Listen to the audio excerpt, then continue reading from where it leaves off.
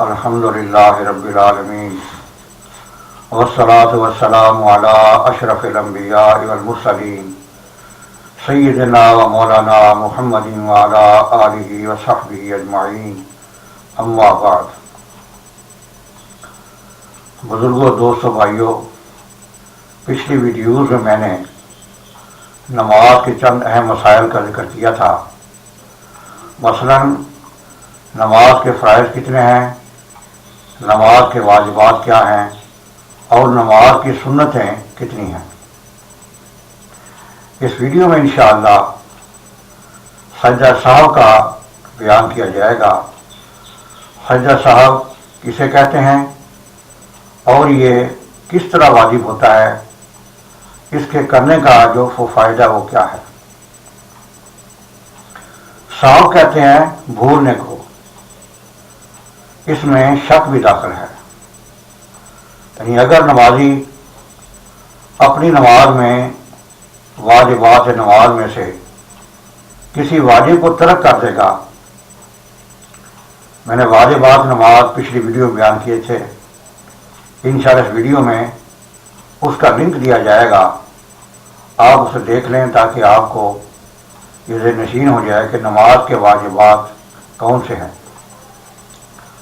تو نماز کے واجبات مثلاً الحمد شریف پڑھنا، الحمد شریف کا سورت سے پہلے پڑھنا، ایک الحمد شریف پڑھنا، اور پہلا قاعدہ، اس کے بعد فرض کی 4 رکعتوں کی نماز ہے، اس کی پچھلی 2 رکعتوں، پہلی 2 رکعتوں میں سورت کا ملانا، اور آخری 2 رکعتوں میں جو خالی پڑھنا، یہ واجبات نماز ہیں۔ اس کے علاوہ یعنی یہ تھوڑے سے بیان کیے گئے ہیں۔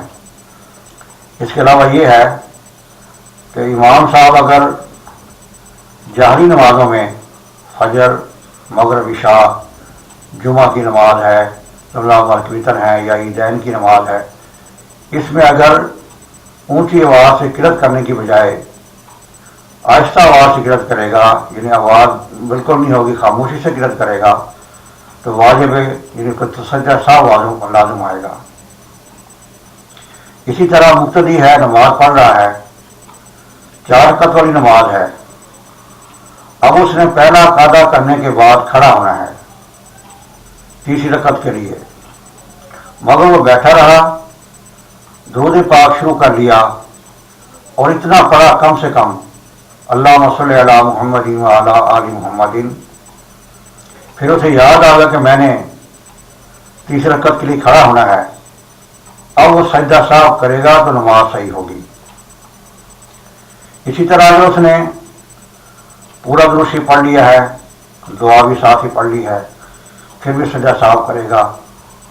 اس کے بعد طریقہ سجدہ صاحب کی یہ ہے کہ آدمی التحیات پڑھے گا، درود پاک پڑھے گا، دعا پڑھے گا، پھر ایک طرف سلام پھیرنے کے بعد 2 سجدے کرے گا، 2 سجدے کرنے کے بعد پھر دوبارہ تحیات پڑھے گا، درود پاک پڑھے گا، اور دعا پڑھنے کے بعد سلام پھیرے گا۔ یہ سجدہ صاحب کرنے کا طریقہ ہے۔ اگر اس نے ایک طرف بھی سلام نہیں پھیرا، سجدہ صاحب کر لیا، تو ایسا کرنا مکروہ تنزیہی ہے، یعنی اسے شفقتاً منع کیا جائے کہ ایسا وہ نہ کرے، بلکہ ایک طرف سلام پھیرے لازمی۔ اگر اس نے دونوں طرف سلام پھیر لیا ہے، اب اس کی نماز، اس کا اعادہ سجدہ صاحب سے نہیں ہوگا، کیونکہ پہلا سلام جو ہے وہ سلام تحیت ہے، السلام علیکم ورحمۃ اللہ کہنے سے سلام پھیرا، اور دوسرا سلام کلام کی مانند ہے، یعنی بات چیت کی مانند ہے، تو بات چیت کرنے سے نماز ٹوٹ جاتی ہے۔ یعنی اگر اس نے دونوں طرف سلام پھیر لیا، اب سجدہ صاحب سے اس کا ازالہ نہیں ہوگا، بلکہ نماز دوبارہ پڑھنی پڑے گی۔ اسی طرح اس نے 4 رکعت والی نماز ہے، اس نے قاعدہ اخیرہ میں بھول کر 5ویں رکعت کے لیے کھڑا ہو گیا، تو جب تک 5ویں رکعت کا سجدہ نہیں کیا ہے تو واپس آ جائے، بیٹھ کر جو ہے تحیات سلام پھیر لے اور سجدہ سہو کر لے، بیٹھ جائے گا۔ اس کے بعد اس نے تحیات پڑھی ہے، دعا پڑھی ہے، پھر سلام پھیر کر دوبارہ 2 سجدے کیے سجدہ سہو کے، پھر نماز سلام پھیر دیا، اب نماز ہو جائے گی۔ اگر اس نے 5 رکعت کا سجدہ کر لیا ہے، اب وہ 6 رکعت بھی پڑھ لے تاکہ پہلی 4 رکعتیں فرائض ہو جائیں گے اور باقی 2 رکعتیں جو ہیں یہ نوافل ہو جائیں گے۔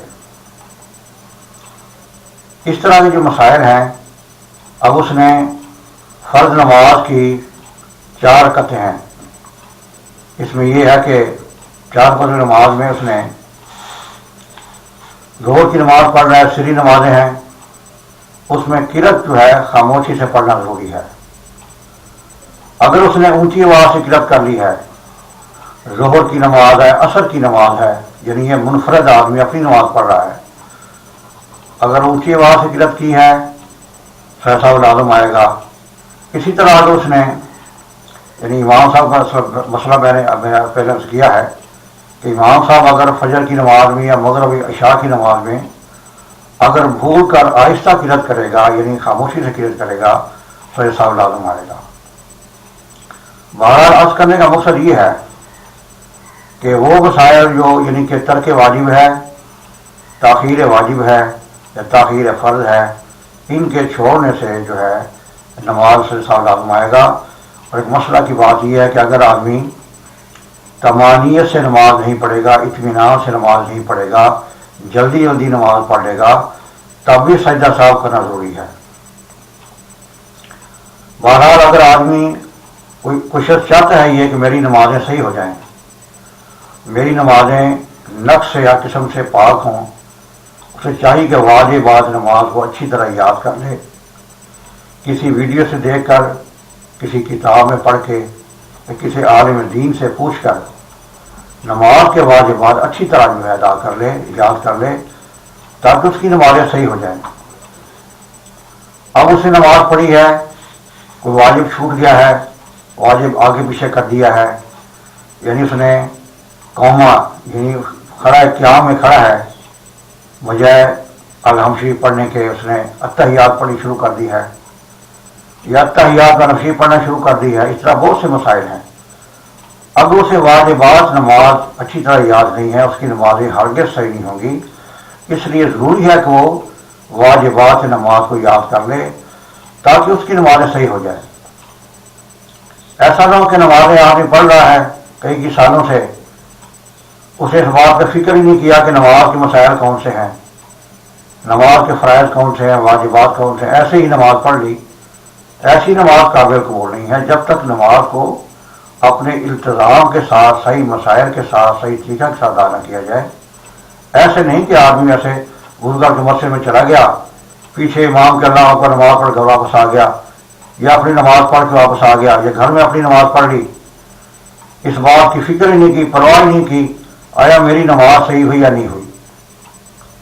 تو ایسی نماز عدو حدیث پرانے کپڑے کے لپیٹ کر نمازی کے منہ پر مار دی جاتی ہے۔